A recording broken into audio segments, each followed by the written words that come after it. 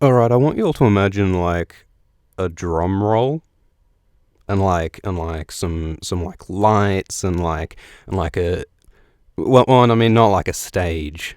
I mean, a stage would be a bit obnoxious, wouldn't it? I think maybe like an armchair, like a comfy armchair. There'd probably be like a fire, and some like old music playing, and somewhere sort of comfy, maybe some like cushions, sort of like wood paneling, sort of like a cozy cabin feel.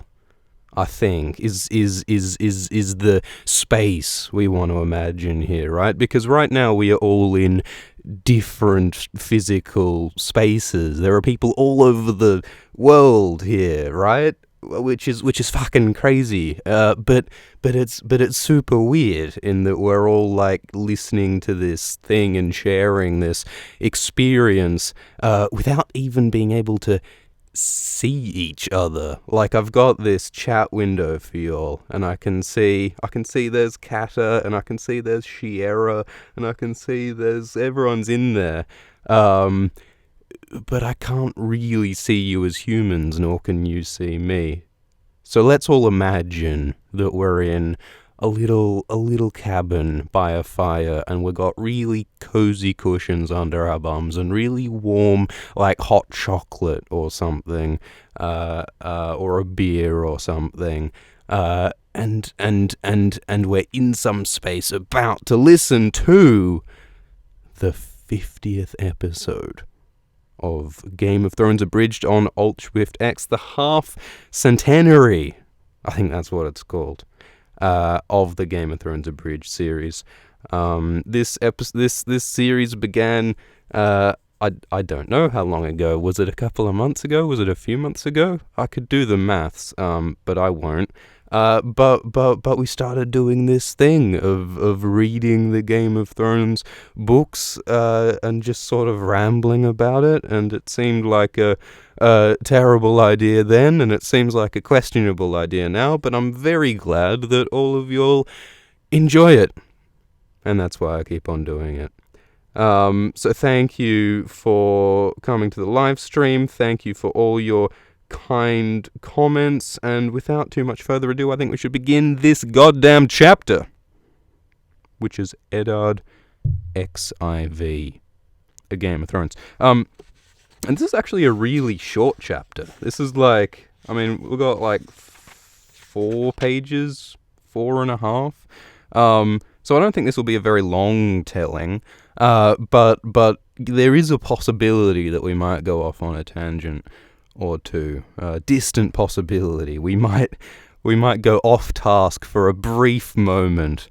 So be ready for that. Oh, actually, I did want to.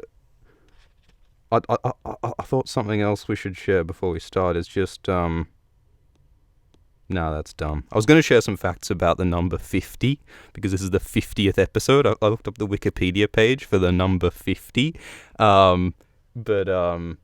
Yeah, no, I think this chapter is probably more interesting, because this is a very significant chapter of Game of Thrones. I mean, they're all significant. They're all important in their own special way. I won't pick a favorite child. They're all important. They all matter to me. But I'll be honest, some of them matter more than others. Thank you, Dustin Kiri.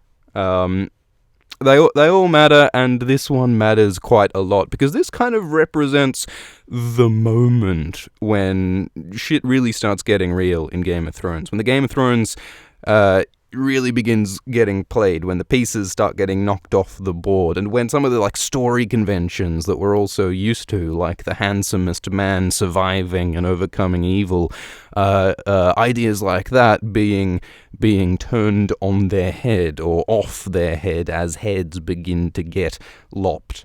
So this is the moment when things go bad for Eddard Stark, and we know, having read through this, that things were always going to go terribly bad for Ned Stark, but first-time readers didn't know that. They might have thought that, this Ned Stark guy, he's a really sort of, responsible, heroic figure. I think he's going to sort this out. He thinks he's going to solve all the problems. He's going to deal with the Lannisters. And at the end of the series, we'll probably have Ned Stark sitting on the throne, and all of his Stark kids will be princes and princesses, and they'll all be happy, and they'll all hook up with Hot Pie and with Maya Stone, and they'll just be this adorable little good guy family running over the good guy realm, and all those mean, nasty Lannisters will be gone. Thank you, King Stefan. Wouldn't that be great? But in this chapter we learn that things are otherwise, that Game of Thrones is a world where sometimes good guys die. In fact, good guys die with startling regularity, but not only good guys, but protagonists. Ned Stark really kind of is the protagonist of the first Game of Thrones books. I mean, Daenerys is as well, and Jon Snow is as well, and Tyrion is as well, and Catelyn is as well, but Ned Stark has the most chapters in a Game of Thrones, and it's through his eyes that we see a lot of the conflicts, the central conflicts to the politics of Westeros. But unfortunately, things are about to go bad for him. But let's just fucking get into it, eh? So the first line says, it describes the grey light of dawn. The morning is overcast and grim.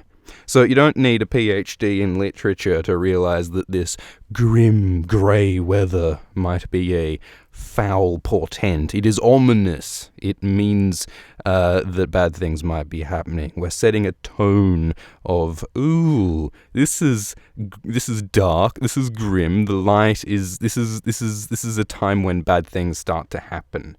And Ned Stark wakes from a brief, exhausted sleep. Isn't it depressing to go to your downfall tired and exhausted?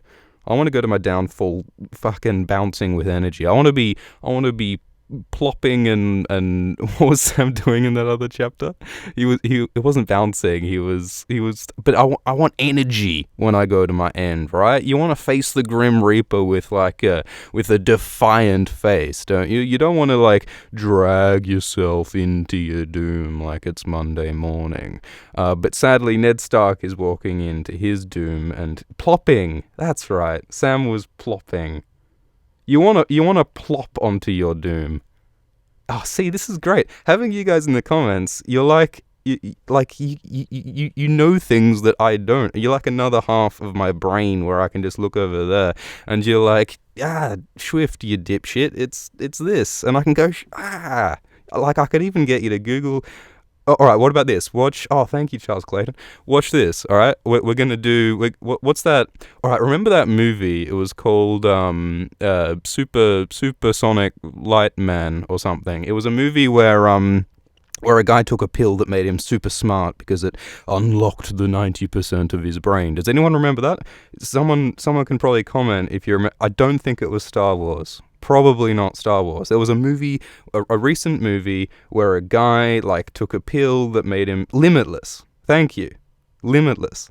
Well, that kind of illustrates the point I was making, but I'm going to do a limitless. Watch this. Watch how smart a live streamer can be. Okay, watch this. To show how smart live streamers are, I'm going to calculate the square root of 522. It will take a moment, but someone in the comments is going to go and calculate the square root of 522. Is that what I said? Someone's 43. It's 43. It's 22. Oh no. It's 22.84. It's 69. Oh shit. All right, we've realized the flaw in the grand scheme. We've realized the flaw because you guys don't have to tell me the truth. So it's like having a little AI Siri person who can work stuff out for me, but which sometimes lies. It's like being a it's like having multiple personality disorder, and your multiple personality is a genius who knows everything, but also is like a drunkard and is a generally unreliable person and sometimes lies to you.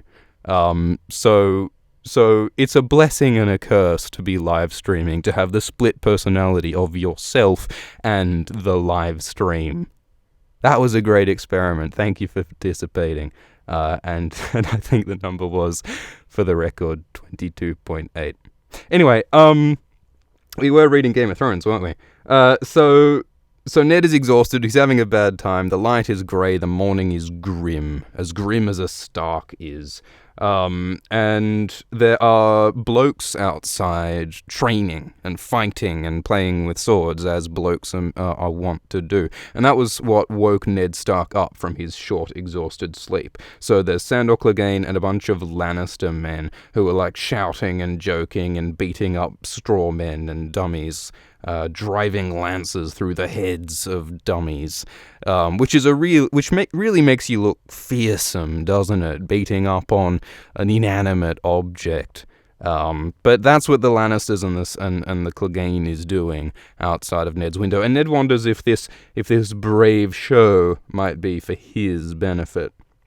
So the implication here is that, like, Cersei or someone has told these Lannister boyos to go make a racket outside of Ned's window in order to intimidate him with their military prowess, to intimidate him against trying to make any moves against Cersei today, which is, of course, what Ned is planning on doing. He's planning on seizing the throne and delivering it to its rightful heir, Stannis Baratheon. See, we couldn't have had Game of Thrones episode 50 without at least one stifled burp. And so Ned's like, oh, the Cersei's trying to intimidate me by having all these blokes fight outside my window. Or maybe it was a romantic gesture. Like, you know, in all those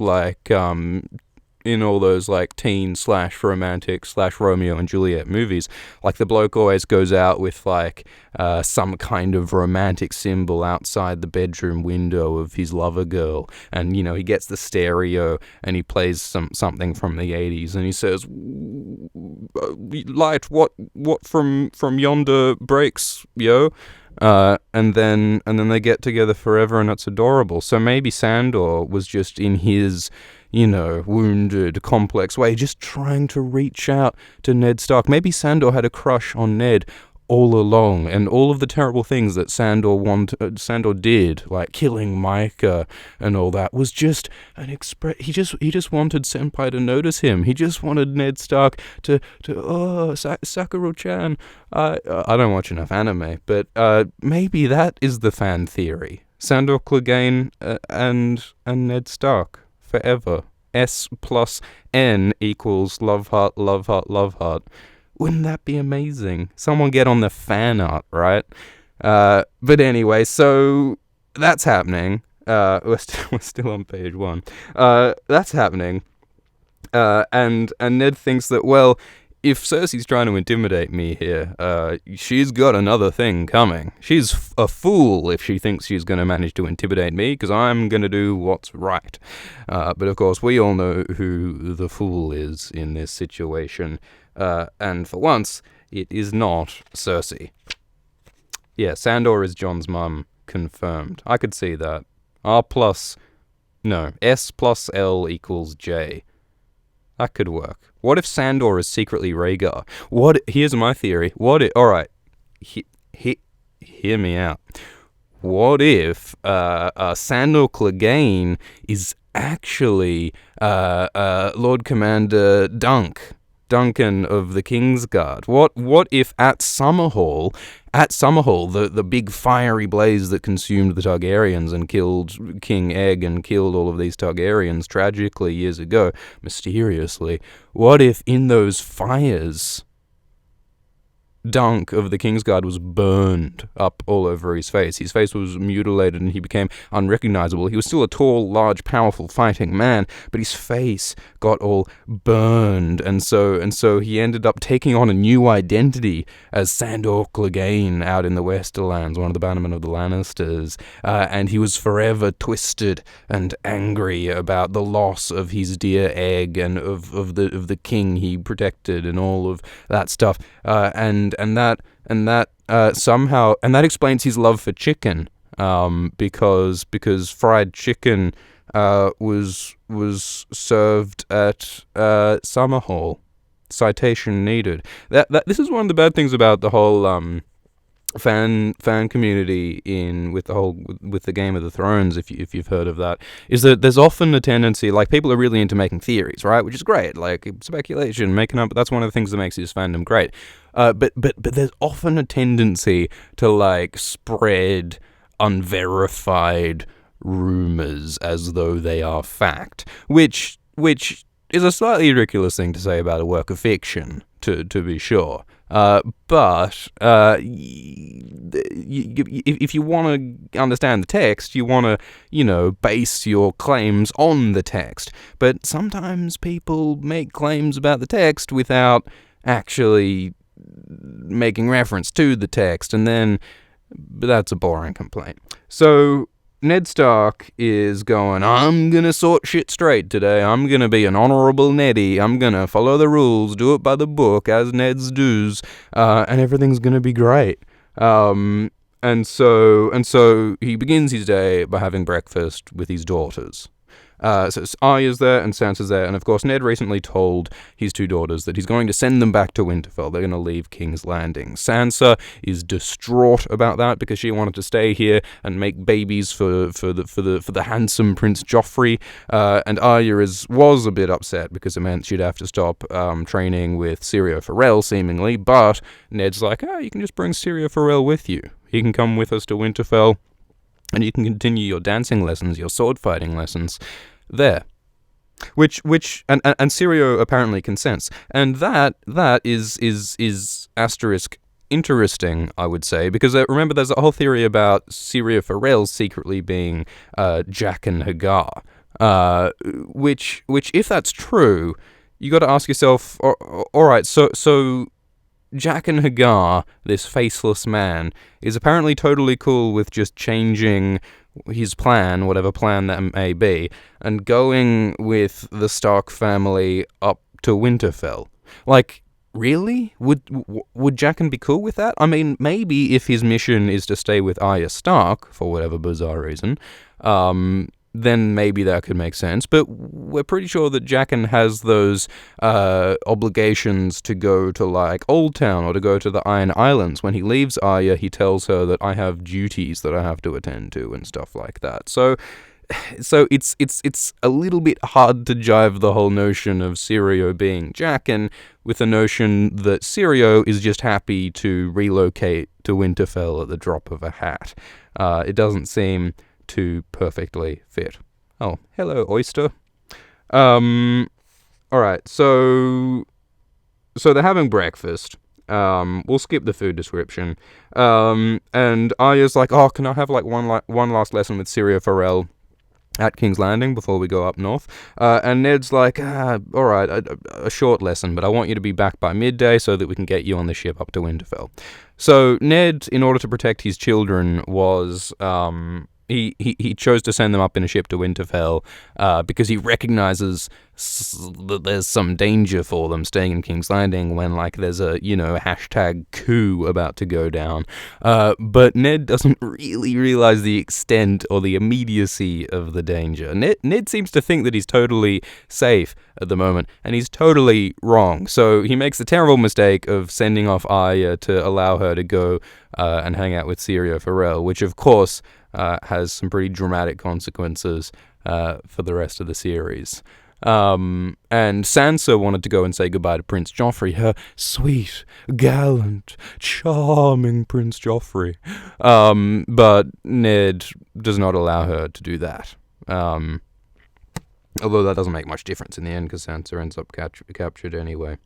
Because, Ned says it would not be wise for you to go to Joffrey. Well, if Ned was wise, he'd be hoofing it out of King's Landing with all his mates and his family as quickly as he could. He would not be dilly-dallying around. Basically, Ned's fatal flaw was dilly-dallying. You know how oh, thank you, Dustin.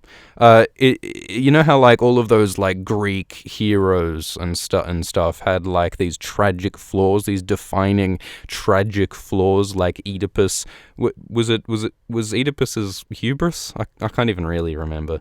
But everyone had these, all the great heroes had all the Achilles and all those blokes, they had these fatal flaws that were their downfall. Often hubris, arrogance, thinking too much of yourself. Ned, though, I think his ancient Greek fatal flaw was to dilly-dally. He's a dilly-dallyer. He's a pathological dilly-dallyer. He's got a terminal case of the dilly-dallies. Stage 4, inoperable dilly-dallyism. So he's screwed. So basically Ned's plan, by the way, is to... Oh, we'll get to that. So then he chats to Septa Mordain, and Sansa's really upset that she doesn't go to talk to Joffrey, so she's like, it's not fair, and she storms off in a cloud of teenage hormones. She stomps away.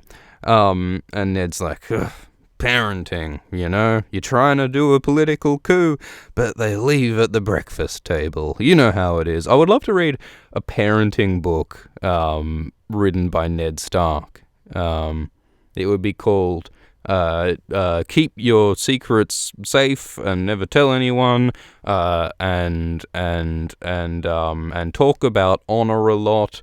And show your children beheadings. When your children are about 12 years old, take them out to watch a man being beheaded, because that will set them up for the long term. Teach them about compound interest, and tell them to brush their teeth, and make them witness a beheading at a sensitive young age. So his plan is to get everyone safely back in Winterfell after they've... His plan is to get his daughters safely back in Winterfell. But then Pycelle turns up to Ned Stark, and Pycelle has some news. And Pycelle tells Eddard Stark that the king, Robert Baratheon, Ned's friend, is dead. He, of course, had half his guts pulled out of him by a boar not so long ago, and he has been dying since. So Pycelle comes to Ned and tells him that the king is dead. And Ned has been waiting for this news, waiting for the news that his friend is dead before making a move on the throne and with the Lord Protectorate and the Regency and all that stuff that's about to go down. He was waiting for Robert to die before he did that, which of course is very proper. It's very by the book. It's very Ned Stark to wait for this moment before you do anything. But it's also dumb, because you're allowing just random fate, chance, Robert Baratheon's health, to determine when you strike. Which might not at all be what's timely. Of course, Renly in the previous chapter was saying, we've got to strike now. We've got to get some blokes together with swords, and we've got to take over the throne now. Whereas Ned Stark's like, no, I've got my eye on the clock. I'm not doing anything until Robert Baratheon is truly dead. Which is just kind of dumb. The other important thing that could be significant here is that Pycelle is the one bringing this news to Ned. And Pycelle, of course, is as a Lannister, a toady as any amphibian has ever Lannistered, as the saying goes. Pycelle is totally Cersei's creature, which might mean that it's possible that Pycelle has been fiddly-diddling the details in this situation somehow.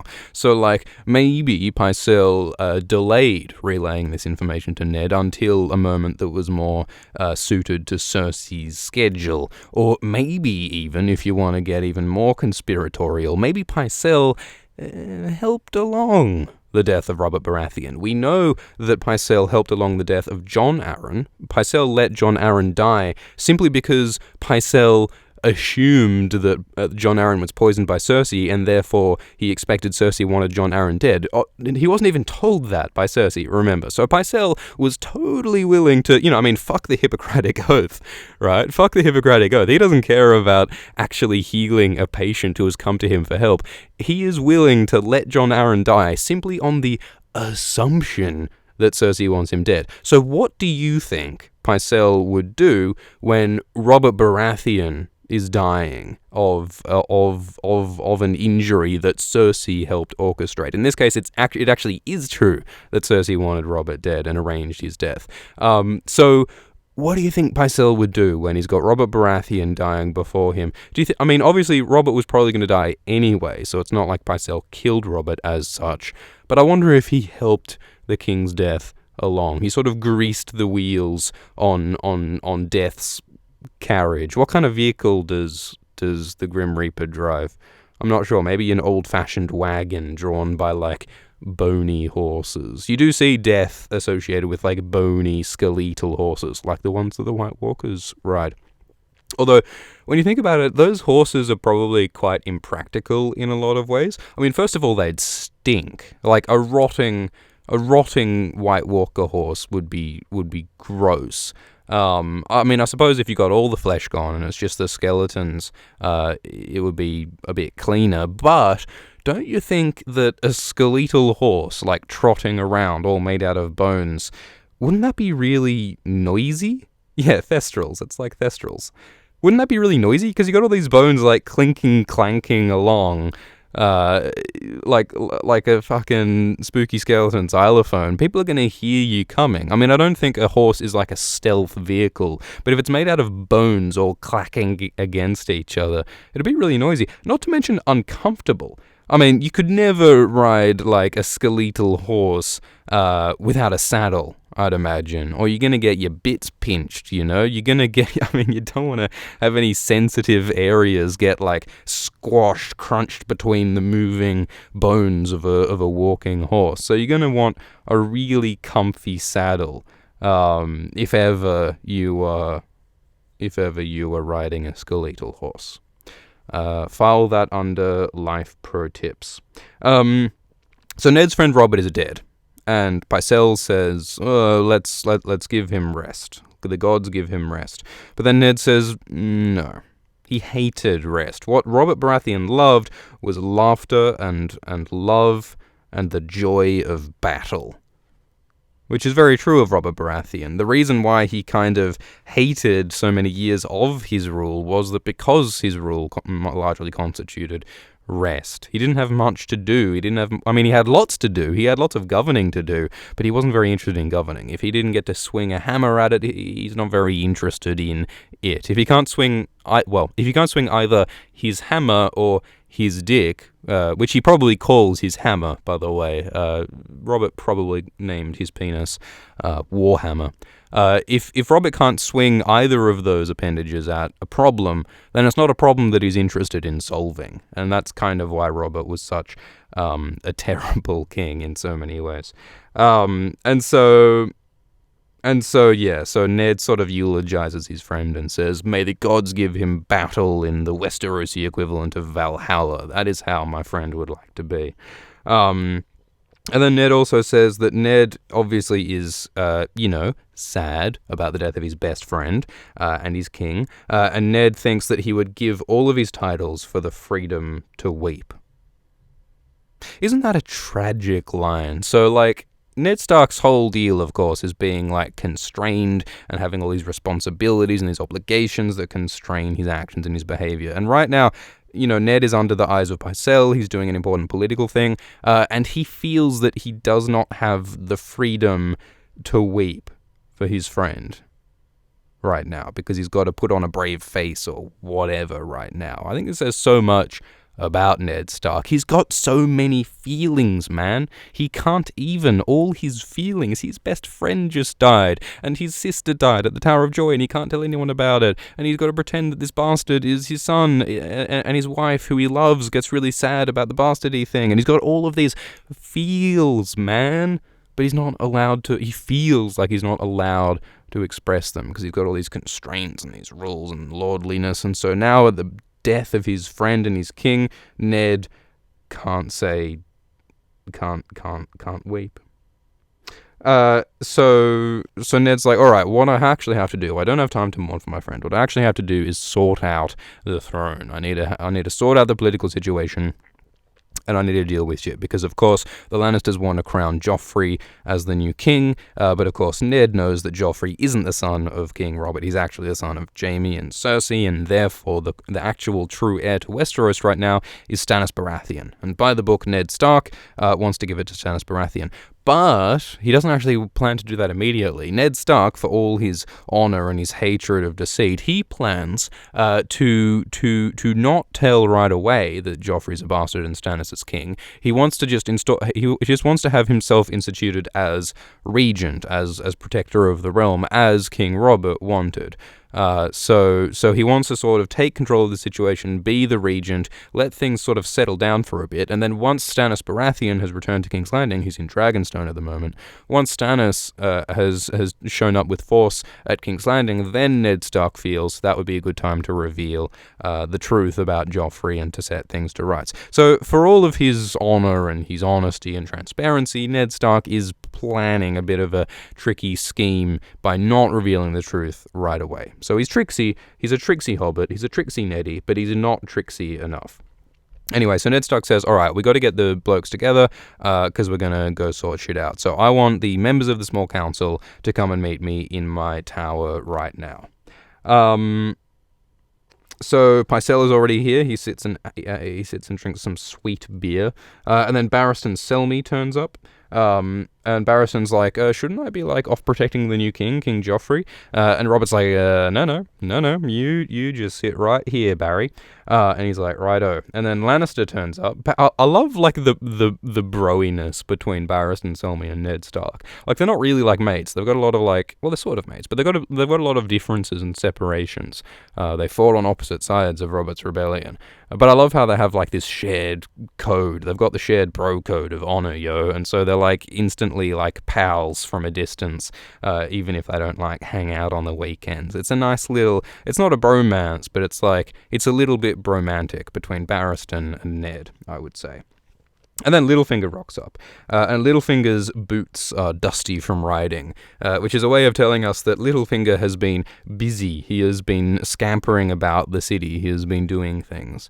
And Ned thinks that Littlefinger has been doing things on Ned's behalf, but Littlefinger surprise is not very trustworthy. And then Varys enters in a wash of lavender. Varys is pink from his bath. He's plump-faced, scrubbed, and freshly powdered.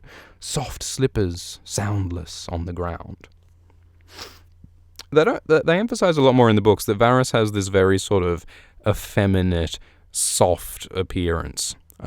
He's so opposite to the masculine, strong Ned Stark and Robert Baratheon and all of those guys, and that's a large part of why Ned doesn't like Varys, is because, he presents this sort of, pansy. Ew, what are you, a bald girl? And that's something that I don't think is as evident, in the show, if only because in the books a lot of this description comes across through smell. We have all these descriptions of perfume and the scents that Varys is surrounded by. It gives him not only the appearance but this sort of aura of being a bit sort of, cloying and feminine, but also fake, right? Because perfumery, it's like gilding. It's like an artificial mask to the real manly musk beneath. Ned Stark wants to smell of sweat and leather. Ned Stark wants to smell like what he is, which is a monkey with a sword. Ned Stark's honest. Ned Stark not only is what you see what you get, but what you smell is what you get. And I pity Catelyn for that. But Varys, on the other hand, He shrouds his true sense, his true identity in these clouds of lavender and persimmon and all of these exotic smells, which are all very lovely to look upon, but they are also fake, just like how Varys's political allegiance is fake, and he has all these complex machinations of his own behind the scenes. So Varys's smells are significant, I think. And so everyone turns up, and then Ned is like, all right, so where's Lord Renly? We need Lord Renly now, right? So Renly is sort of one of the main men who Ned expects to back him up in this situation. But then the other blokes are like, mate, Renly's gone. Renly fucking hoofed it this afternoon. He left with like 50 of his best mates. Him and Loras Tyrell. Renly and Loras Tyrell. Those two blokes who seem a bit tight. They have just ridden off into the sunset, presumably for Storm's End or Highgarden. They are gone. And then Ned Stark's like, shit. because he was kind of counting on Renly's support. And of course, Renly last chapter had been like, Ned, let's strike now. Strike, Mr. Endo, strike. Like, we need to, like, take control of the situation right away. When Ned refuses to do so, Renly runs off and, of course, decides to crown himself and decides that he wants to be king, even though he's not the rightful heir by anyone's bloody reckoning. The comments are now discussing just how tight Renly Baratheon is. Probably doesn't bear thinking. And so Renly's gone, galloping south at some haste, so Ned can't rely on him. So Ned's like, all right, well, these are the best allies I've got. Here's Ned's squad to pull off the biggest political maneuver in his lifetime. Here are Ned's allies. Here's who he's got. He's got Peter Baelish, the most notoriously untrustworthy man in the Seven Kingdoms. Perhaps not notoriously in the books so much, but certainly one of the least trustworthy people around. Varys, who, like, you wouldn't even call untrustworthy, because, like, that implies that anyone would even dream of trusting him in the first place. He's not only untrustworthy, he's untrustable. No one knows who this guy is, where he came from, what he's up to. They know he's a spy. They know he's a spider. No one trusts Varys, and yet he is one of Ned's few supporters. And then you've got Pycelle, the ancient Pycelle, who seems to have survived in his important political position for decades by, like, sucking up to whoever is he thinks, whichever racehorse he decides to bet on as the most likely to support him, regardless of actual, ethics or truth or ideals. Pycelle will basically stick his nose in the arse of whoever is paying or reliable the most or whatever. So Pycelle's a useless toady. And then along with those three, there's also Barristan Selmy. So Barristan Selmy is actually like a legit bloke who is, reliable. But he's kind of reliable to do things a certain way, to do things openly and by the book, and he's good at fighting, but he's not so good at scheming, as we learn in A Dance with Dragons. So Barristan is a good bloke and all, but he's not all that useful in this particular situation. So Ned basically has a terrible team to pull this off. Like, if this was like Ocean's 11 or something, or one of those like heist movies where like you get together a squad of experts, like you got the explosives expert and the stealth expert, and then like the talker guy in the suit with the sunglasses. Ned Stark has a terrible team to pull off his heist in which he is planning to catch the throne, to steal the throne of Westeros, and to put it in its rightful place.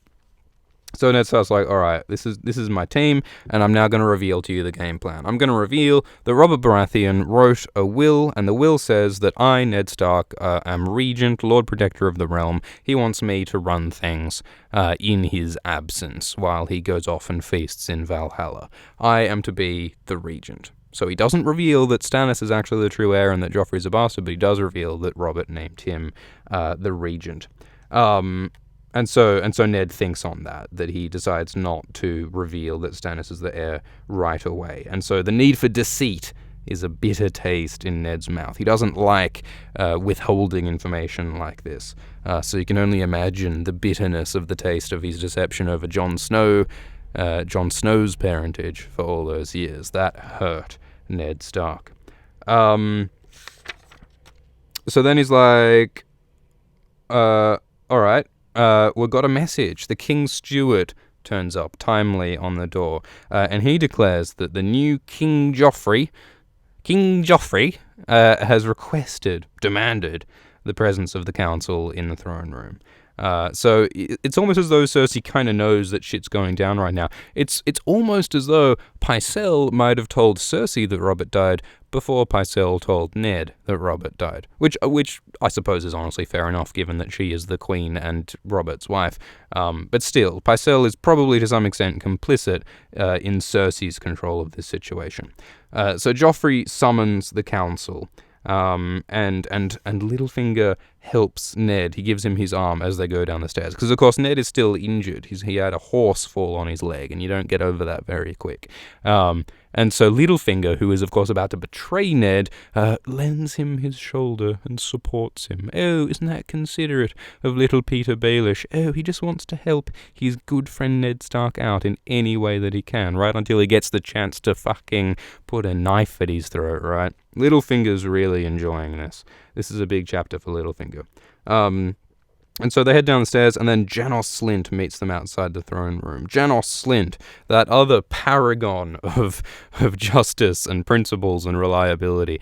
So Ned Stark made this deal with Littlefinger, saying like, "Yo, can you like get the watch on my side, the city guards, all those blokes? Janos Slynt is the commander of the watch." And Ned got Littlefinger to bribe Janos to be on the side of Ned, or at least Littlefinger claims that he did. And so they head into the throne room, and the royal steward declares that Joffrey is the new king, first of his name, king of the Andals and the Rhoynar and the First Men, blah, blah, blah. Gods save us all. Joffrey he's been seated on the Iron Throne. And then Ned Stark walks in, and Ned Stark remembers the last time he approached the throne like this.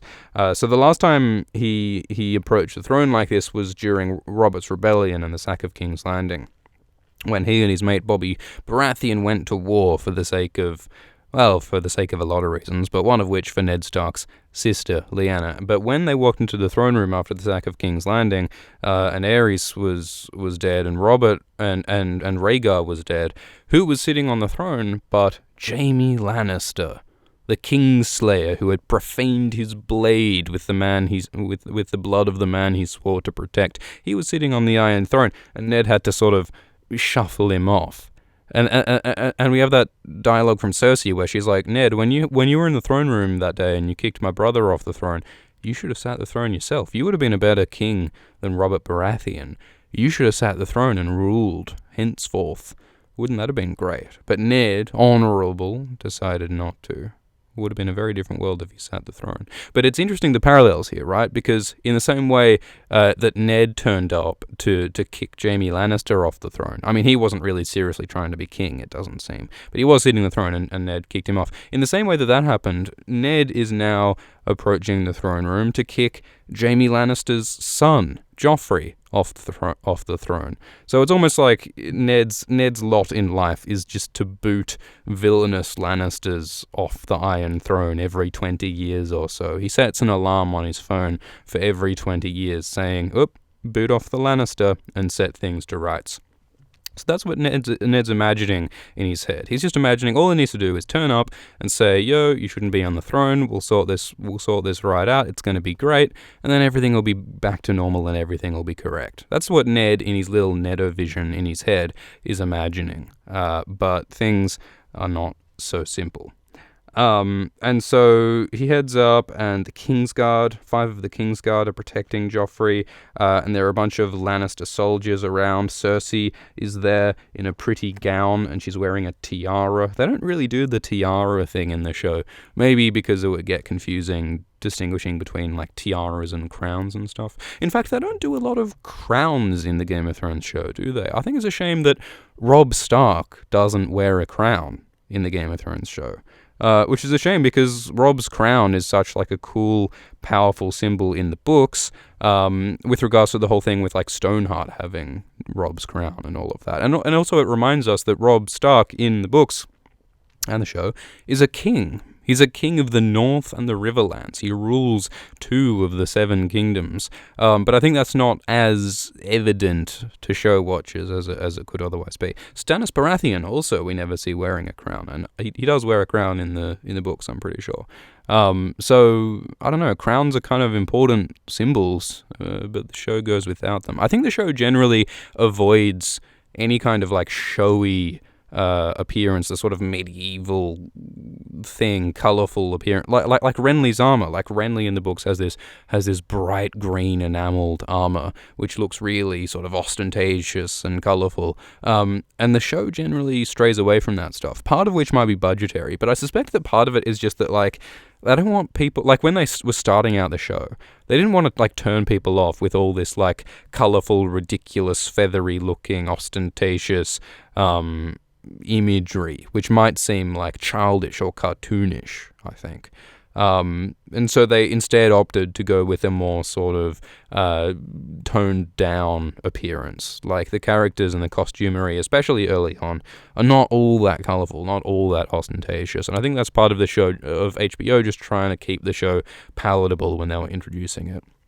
But maybe they could have brought back some of the gaudy clothing and appearances later on. That could have been cool. Like, I want to see some, like, Parisian catwalk fashion. I want to see Yeezy Season 4 of Westeros. Wouldn't that be exciting? I want to see, like, a fashion show where, like, Thoros of Myr, like, struts down in, like, his red cloak. Like, red is this season's black.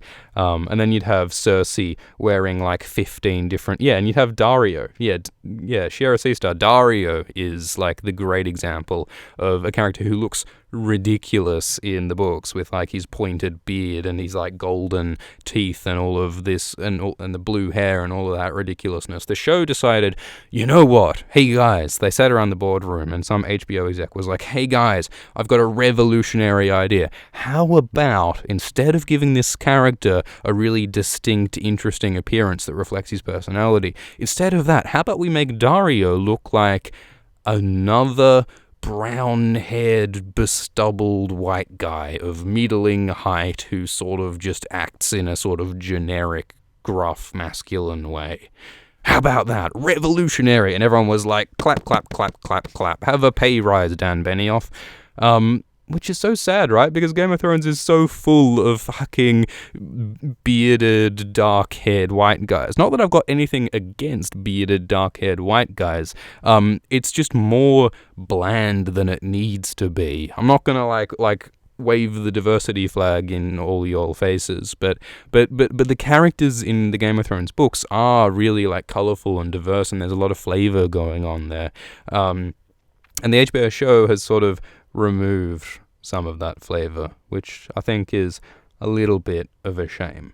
Euron as well. Chimpy Sheo, Euron is also the same. In the books, Euron is like this swaggering, like, he's like the dark side version of Jack Sparrow. He's got, like, a fucking eye patch, and he's got, like, this squad of, like, these, like, this motley crew of these, like mute people and slaves and, like, Macquarie and, like, that's Victarion. But he's got this really crazy, colourful crew of blokes, and he's got blue lips from drinking Shade of the Evening, and he's got names for his eyes. He's got the shining eye, and then the blood eye or the dark eye or whatever Theon calls it. Like, Euron is brimming with fucking malice and personality, and so much of that is communicated by his appearance, and it makes him weird and scary. You only need to take one glance at Euron and you realize that he's different to all the other characters. He's something new.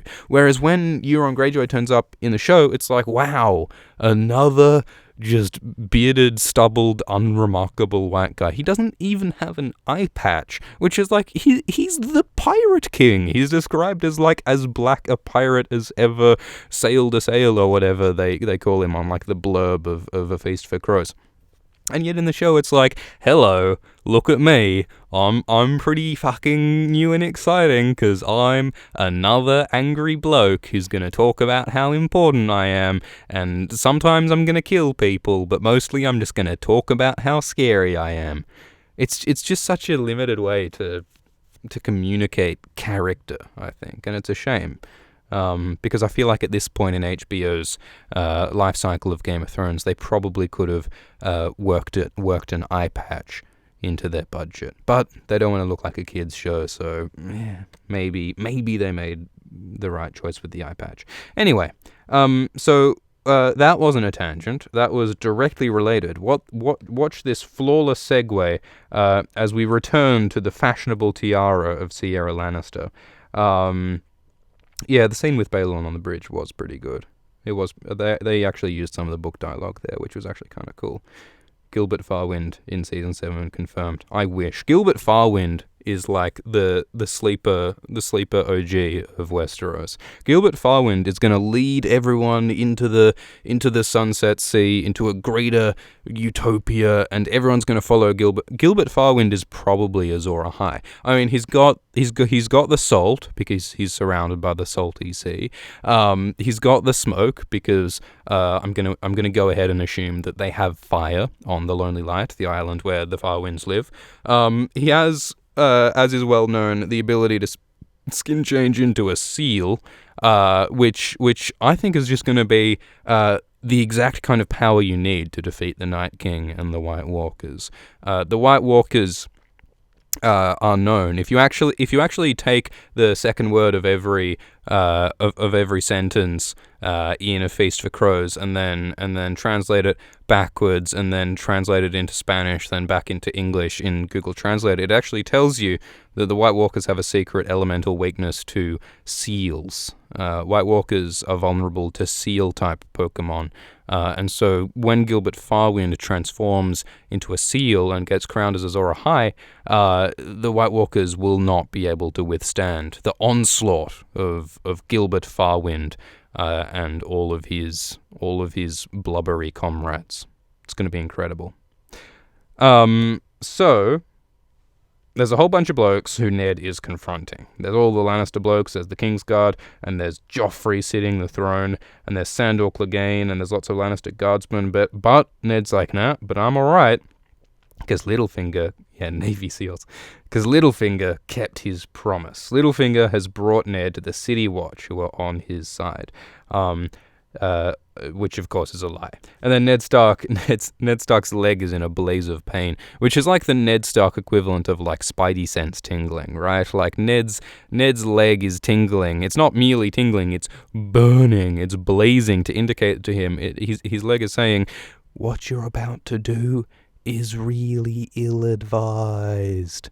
That's Ned Stark's voice. Ill-advised. And then Ned Stark marches in, and then Joffrey stands, and then Joffrey's like, I wish to be crowned upon the morrow. I shall be king, and y'all shall have to nibble upon my kingly nutsack, is what Joffrey says. And then Ned pulls out his trap card, which is Robert's will, Robert's letter. And so Ned's like, yo, Varys, could you please deliver this letter to Queen Cersei? And then Cersei opens the letter and she's like, yeah, all right. You reckon you're the regent? You reckon you're the Lord Protector? Well, here's what I reckon of that. Here's what I reckon of your trap card. Here's a move you've never seen before in a competitive card game. Cersei picks up Ned's Yu-Gi-Oh card of Rob's will. He's prized, shiny, special Black Lotus, Magic the Gathering, mega expensive, powerful card that Ned Stark has just played in this card game in order to try to defeat Cersei. Cersei goes, here's a move you haven't seen before. Rip. And Cersei destroys Ned's trap card by breaking out of the meta of the game and introducing a brand new move called Table Flip. It's like when you're playing chess with Cersei, she doesn't only like beat you with the pieces on the board. She shits on the board and she knocks away the board and she burns the board and then she hits you with a baseball bat, because Cersei Lannister don't care about the rules of the game that you're playing. She makes up her own rules, all right? She does what she wants, and in this case she wants her incest monster baby Joffrey to be king, and damn whatever the previous king Robert said or wanted. So she rips up Robert's will. She rips up Ned's claim to be the regent, and she says, how about nah? It's like a schoolyard fight where the best comeback is no you. That's what Cersei says. And with that masterful play, she defeats Eddard Stark. And so Barristan, who's like the one other person in the room who actually cares about doing the right thing by the book, he's like, did you just destroy the king's words? Isn't that like straight up treason? Which if that point was pressed could have gotten Cersei into some hot water. But Cersei's like, nope, we have a new king. Joffrey is the new king. So Ned, I'm going to give you some advice. If you want to live to return to that shitty place that you call your home in the north, if you want to live I got some advice for you. Kneel before my incest monster baby. Kneel, and you may live. Just like Torrhen Stark before you, the king who knelt to Aegon. If you want to survive, if you want your Northman buddies to survive, you've got to submit to King Joffrey and forget you ever wanted to be regent. And then Ned Stark thinks, well, Cersei left me no choice. And again, that's like classic Ned, because Ned has a lot of choices here. Like, he could choose to kneel, and that may well allow him to survive, and that may well be in the best interests of getting Stannis on the throne, which is his ultimate goal. But inflexible Ned chooses not to bend, because Ned is iron, perhaps, in that Baratheon metaphor. And Ned's like, nah, I'm not going to kneel. I'm actually going to tell the true truth, the true. And Ned just drops the big old truth bomb, and he says that, oh, by the way, your son Joffrey has no claim on the throne, and Lord Stannis is Robert's real heir. Which, of course, is true, but Ned maybe could have argued that point a little bit more forcefully, or explained it a bit better. He could have mentioned the whole incest thing. Like, if he even just said, instead of saying Joffrey's not the heir, he should have just said, he should have cleared his throat, and then announced to everyone in the room, by the way, everyone, assembled important people, have you ever noticed that every Baratheon in history has had black hair, and yet Joffrey and Myrcella and Tommen are all blonde and look exactly like Jaime and Cersei? And by the way, isn't it kind of suspicious the way they're so close? Those siblings seem a bit intimate. Jaime keeps taking Cersei off for some private Kingsguard guarding in their private accommodations. Does anyone else think that might be a bit suspicious? Maybe we should ask the king's brother to stop by and sort of make an assessment of the situation. But instead of saying that, Ned says, like, the least informative and most inflammatory thing that he could possibly say, by saying that, nah, Joffrey isn't the king, and Stannis is the real heir. So immediately, Joffrey starts screaming. He has a regal little tanty, and then Myrcella, poor Myrcella, who never has any idea of what's going on, says, like, Mother, what does the strange man mean? Isn't my brother Joffrey, isn't he the king now? So poor Myrcella doesn't understand. She's much younger in the books than she's in the show. And then Cersei's like, all right, look, you just condemned yourself. You're a treasonous bloke. Seize him. And so violence starts to threaten to happen. And then Cersei's the Kingsguard get ready to fight, and the Lannister guardsmen get ready to fight, and then Joffrey Baratheon, the very model of restraint, Joffrey screams, "Kill him, kill all of them, I command it." So that kind of sets the tone for the reign of Joffrey Baratheon, I think. Just slaughtering whole squads of innocent people.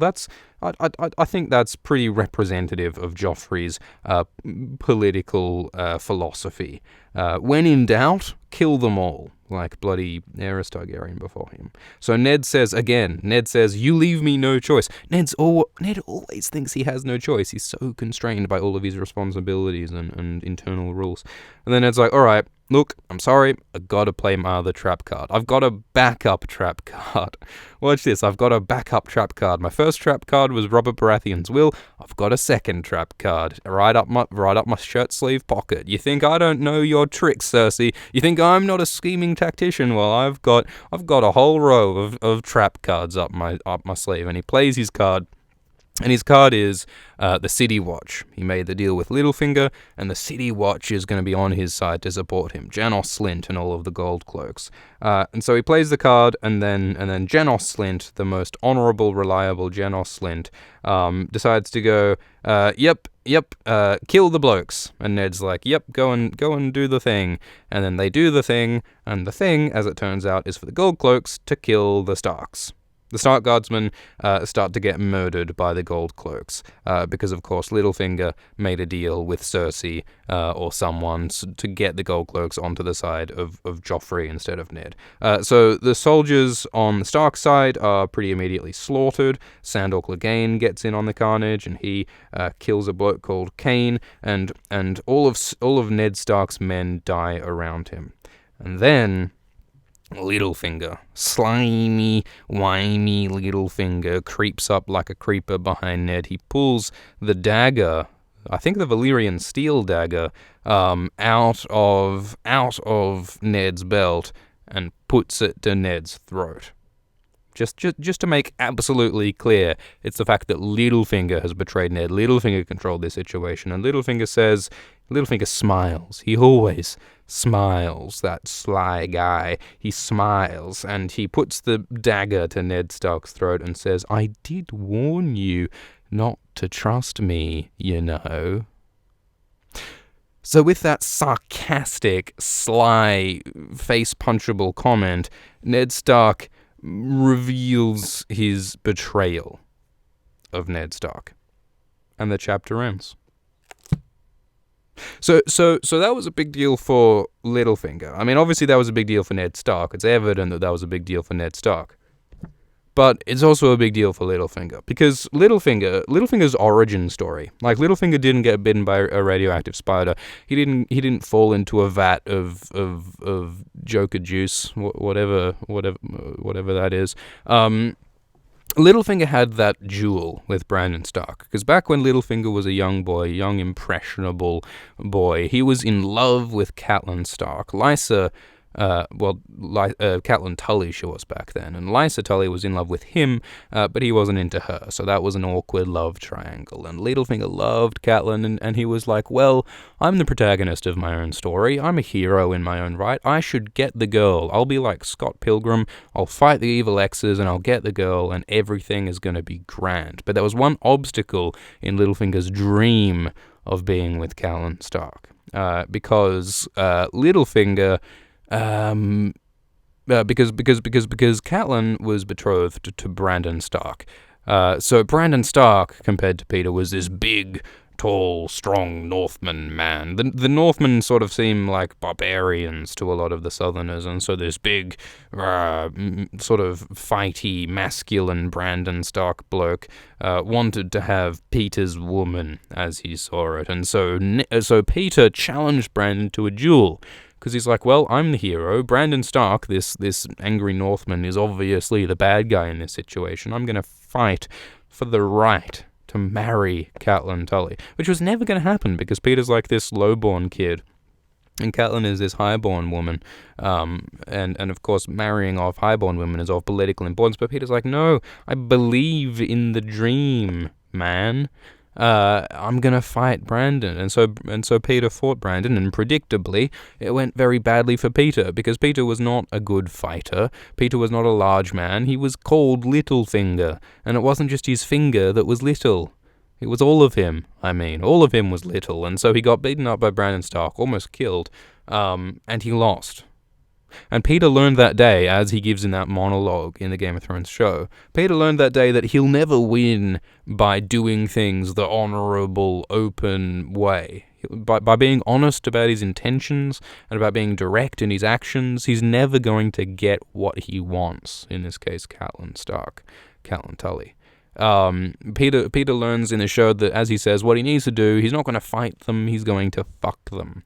Which to Peter seems to mean he's going to ensnare his foes into a spiderweb of lies and deception and control and spies, doing things like lying about the dagger that gets Catelyn to abduct Tyrion, and which plunges all of Westeros into a war. That's Peter's origin story as to how he became a schemer. And this relates really directly to the whole thing about Ned Stark, because Ned Stark is, of course, the man who ended up marrying the girl who Peter loved. Catelyn Tully did not end up marrying Brandon, because Brandon ended up killed by the Mad King. Catelyn ended up marrying Ned up in Winterfell. So Peter fought for this woman, and this woman ended up going to Ned Stark, another dirty, unwashed, bloody northern barbarian warrior masculine man. Isn't that terrible? So Peter, no doubt, has a lot of enmity for Ned Stark. But the way that Peter expresses it isn't by coming up to Ned and saying, hey, I don't like you very much and I'd like to bang your wife, because as it turns out, that's not a very effective way of banging someone's wife. He instead decides that I'm going to pretend to be Ned's friend. I'm going to pretend to help him out. I'm going to be the one guy who he turns to, who he can trust in King's Landing, which Ned does. Ned falls for it. Hook, line, and sinker. He never questions. Well, he does question. He doesn't trust Peter, but he trusts him enough to make these deals with him, with the gold cloaks and everything, to let Peter know his intentions. And Peter rewards Ned's trust by putting a dagger under his throat. And that's like the big moment for Peter. That's like, this is the moment where he finally visibly triumphs over these dirty Northmen who keep taking his woman, Catelyn Stark. This is like the shitty movie where like the little nerd in high school, the little wimpy Littlefinger kid who got beaten up by the big jock Northman, decides to finally get his revenge upon those meanies who did that injustice to him long ago. And of course, the ultimate victory of these northern jock meanies is that they don't even remember the injustices that the little wimpy nerd Littlefinger complains about. It's just not all that significant to them. And that's why Ned Stark doesn't even really think that, oh, maybe Peter's still really mad about me marrying Catelyn, and maybe Peter's harboring all of these like neurotic, hateful desires. Like Peter is living in the past. Ned Stark is influenced by the past, but Ned is living in the present, and he doesn't even think that someone like Peter would be so obsessive that he would try to right wrongs from years ago that Ned didn't even have anything to do with. But Peter Baelish, as the plankton in this SpongeBob SquarePants story, is obsessed with righting these past wrongs, and so his triumph over Ned Stark to him represents the triumph of every nerdy little gawky underdog above every big tough strong man for eternity. That's what it means to Peter Baelish. It's a triumph of the hero. It's a triumph of Samson over Goliath. But for the rest of Westeros, and for this story, it means war. It means suffering. It means chaos. It means people getting murdered in their homes. It means starvation and famine. And it means disorganization and disarray in the face of the White Walkers who are soon to come. To Peter Baelish, it means a happy little victory for his happy little insecurities. And for Westeros, it means war and disaster. So I think that's a good... I think that's a happy note to end on, and I think that completes this chapter of Game of Thrones. That was Eddard XIV, Eddard 14, A Game of Thrones, and I hope that you enjoy it. This was the 50th episode of Alt Swift X. I didn't think it probably shouldn't have gotten this far, but it has, against all odds. And that's a special thing. And I think part of what makes this channel special is you guys, for all of your lovely comments and for turning up. Thank you all for coming to this live stream. We can do a quick sort of Q&A, I think. So if you've got questions, chuck them in the comments and I might answer them. I will be selective. But if you want to ask about this channel, if you want to ask about Game of Thrones, if you want to ask about the mating habits of polar bears, you can ask the question, and I will try to answer. So hit me with some questions. I don't know how long the delay is between live stream and comment, but I think there is some. So give me some questions. Give me some cues to A. I want to cue you in the A, man. Or I want to A your cue. Do I have a pink letter video? I do not have a pink letter video. Alt Shift X does not have a pink letter video. It's something that has to happen at some point, yeah, I think, because the pink letter is really interesting. So it'll happen at some point. I almost sort of touched on it during the Grandmother Conspiracy video. It didn't end up happening, because that video was already a bloody 22-minute documentary. What's my favorite color? Blue. Obviously. Haven't you seen the Alt Shift X logo? Or maybe it's green when I'm Alt Shift X. I am someone else now. Will Sansa be queen? I think probably not. I think it's possible that she'll be like queen in the north. That would make sense. I think she might rule the north. I mean, she might be wardeness of the north as opposed to queen in the north. But I could see Sansa ruling in some sense. When will winds come? as soon as I finish writing it. ASX equals GRRM confirmed. Are we going to see Casterly Rock soon? Yeah, I'm not sure, because like the idea with the Game of Thrones season 7 trailer, there was the idea that castle shown in the show was Casterly Rock, which would be pretty cool. But we don't really have a lot of strong evidence to go by. That castle that was attacked by the Unsullied in the season 7 trailer, it could kind of have been anywhere. Like I do love the idea that it could have been Casterly Rock, and I still think it could be. But it might not be. And people have raised the question of like, well, if Dany is sailing in from the east and presumably landing on the east coast, hashtag East Coast, throw some gang signs. Since she's landing on the East Coast, does it make sense for Dany to be attacking Casterly Rock with her Unsullied on foot? Maybe it doesn't. I mean, presumably she's not taking a boat all the way around to the West Coast. So maybe it's not Casterly Rock. We don't know. I hope we see Casterly Rock, though. Clegane Bowl, on or off? See, sometimes it's hard to distinguish between what you believe will happen and what you really want to happen. I would love to see Clegane Bowl happen, just because it would be so ridiculous and cool and over the top.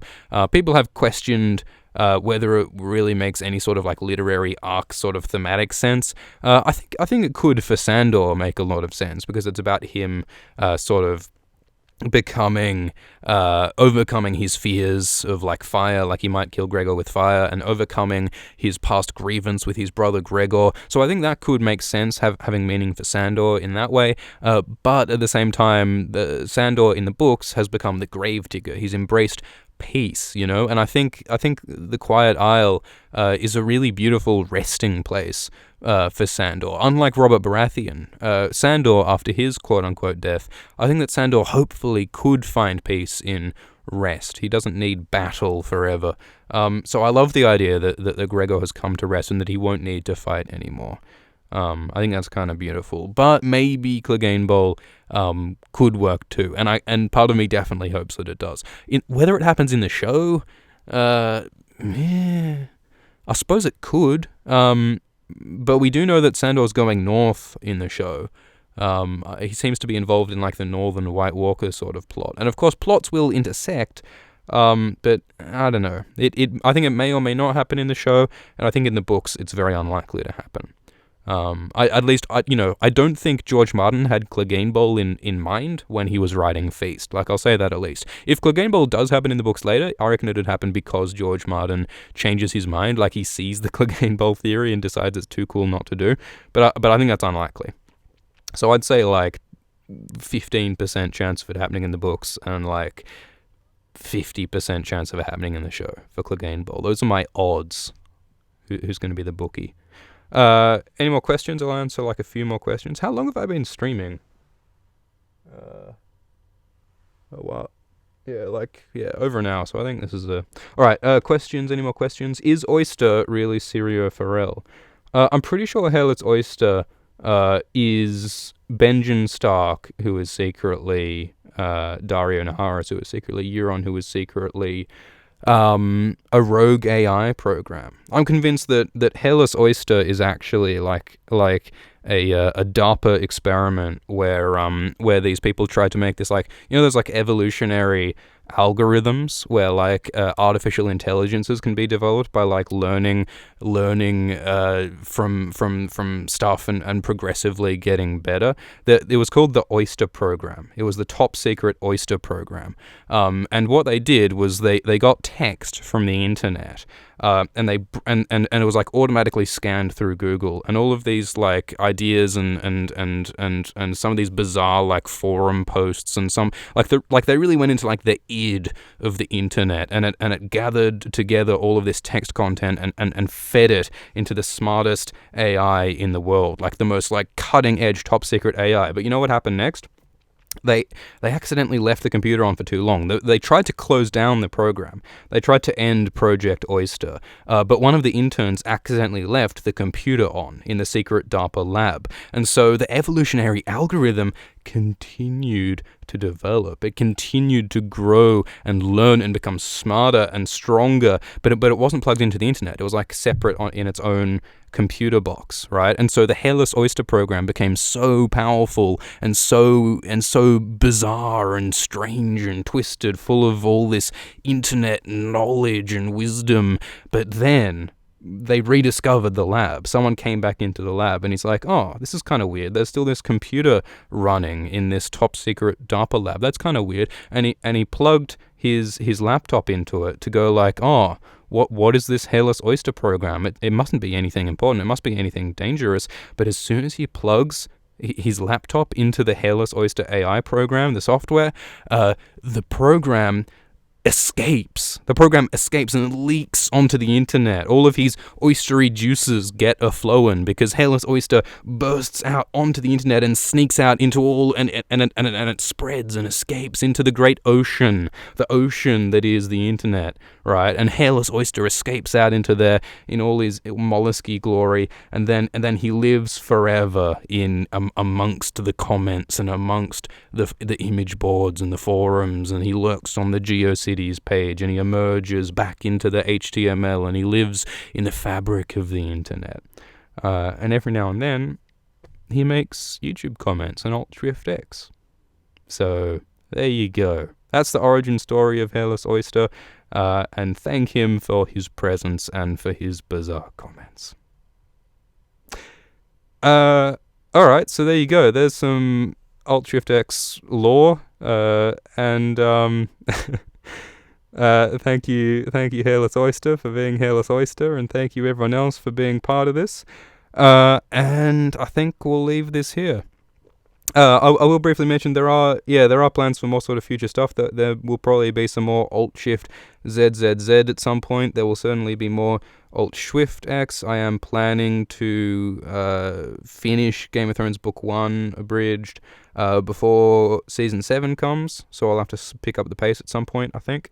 And there'll also be some new, different stuff happening in the future. Won't give too much away now, but I'm thinking something that sort of takes the best parts of Alt-Shift-X and the best parts of Alt-Shift-X and combines it into something new and cool. I'm imagining sort of like a book club sort of a feel, where we talk about books that aren't Game of Thrones. We can do Game of Thrones as well, but also some other stuff. And doing like live streams like this, where we sort of like summarize and talk about and discuss the book, but it would be slightly more structured than Alt-Shift-X. Alt-Shift-X has been accused of being a little bit unstructured, almost as though it was entirely improvised on the fly without any kind of like proper forethought or organization. It has been accused of that, so there'll be some new project in the future. It'll be a little bit more pre-prepared, but also have the same sort of relaxed, communal, improvisational tone. That's something that will probably happen after Season 7 at some point. That's kind of the plan. But you'll hear more about that soon. So thank you again all for coming. Have lovely days and weeks and months. And there'll be more episodes of this show soon. Cheers, guys.